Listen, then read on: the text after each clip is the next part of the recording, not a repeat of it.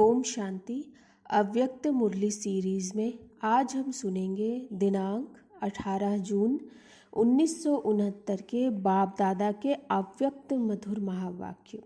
Title है मर जीवा वह है जो पुराने शूद्रपन के संस्कारों को टच भी ना करे। इसमें पहला पॉइंट है, आप सभी पाठशाला में जाते हो ना। पाठशाला का पहला पाठ क्या है? अपने को मर जीवा बनाना। मर जीवा अर्थात अपने देह से, मित्र संबंधियों से, पुरानी दुनिया से मर जीवा। यह पहला पाठ पक्का किया है। संस्कार से मर जीवा नहीं हुए हैं। जब कोई मर जाता है तो पिछले संस्कार भी खत्म हो जाते हैं। तो यहाँ भी पिछले संस्कार क्यों याद आना चाहिए? जबकि जन्म ही दूसरा, तो पिछली बातें भी खत्म होनी चाहिए। यह पहला पाठ है मर जीवा बनने का, वह पक्का करना है। पिछले पुराने संस्कार ऐसे लगने चाहिए जैसे और कोई के थे, हमारे नहीं। पहले शूद्रों के थे, अभी ब्राह्मणों के हैं, तो पुराने शूद्रों के संस्कार नहीं होने चाहिए। पराये संस्कार अपने क्यों बनाते हो? जो पराई चीज को अपना बनाते हैं उसको क्या कहेंगे? चोर। तो यह भी चोरी क्यों करते हो? यह तो शूद्रों के संस्कार है, ब्राह्मणों के नहीं।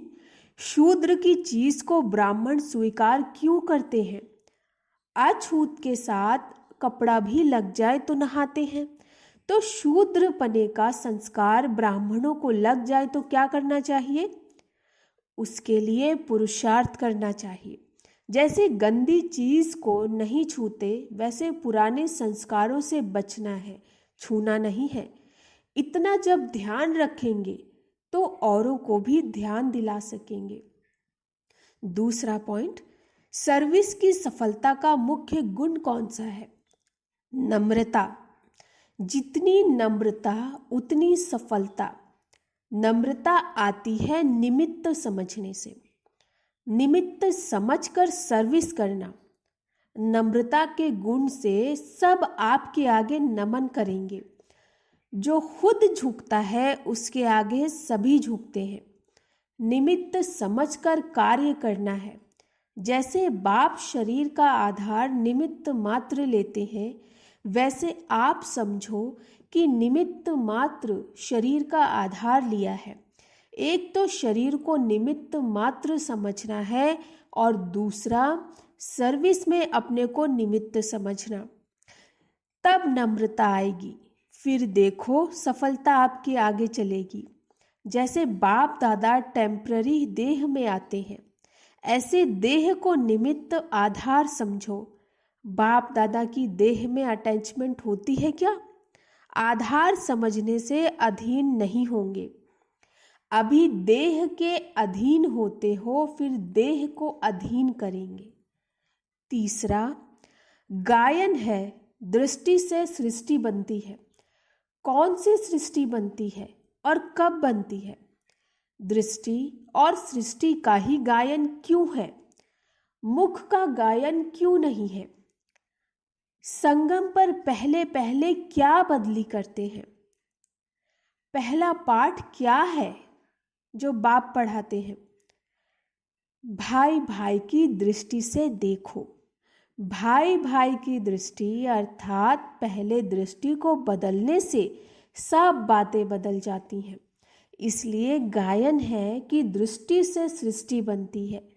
जब आत्मा को देखते हैं तब यह सृष्टि पुरानी देखने में आती है। पुरुषार्थ भी मुख्य इस चीज का ही है, दृष्टि बदलने का। जब यह दृष्टि बदल जाती है तो स्थिति और परिस्थिति भी बदल जाती है। दृष्टि बदलने से गुण और कर्म आप ही बदल जाते हैं। यह आत्मिक दृष्टि नेचुरल हो जाए। चौथा, जो संगम युग पर अपना राजा बनता है वह प्रजा का भी राजा बन सकता है। जो यहाँ अपना राजा नहीं वह वहाँ प्रजा का राजा भी नहीं बन सकता। संगम युग पर ही सभी संस्कारों का बीज पड़ता है। यहाँ के बीज के सिवाय भविष्य का वृक्ष पैदा हो नहीं सकता। यहाँ बीज न डालेंगे तो फूल कहाँ से निकलेगा। यहाँ अपना राजा बनने से क्या होगा, अपने को अधिकारी समझेंगे। अधिकारी बनने के लिए उदार चित्त का विशेष गुण चाहिए। जितना उदार चित्त होंगे उतना अधिकारी बनेंगे। 5वां पॉइंट, ब्राह्मणों का मुख्य कर्तव्य है पढ़ना और पढ़ाना।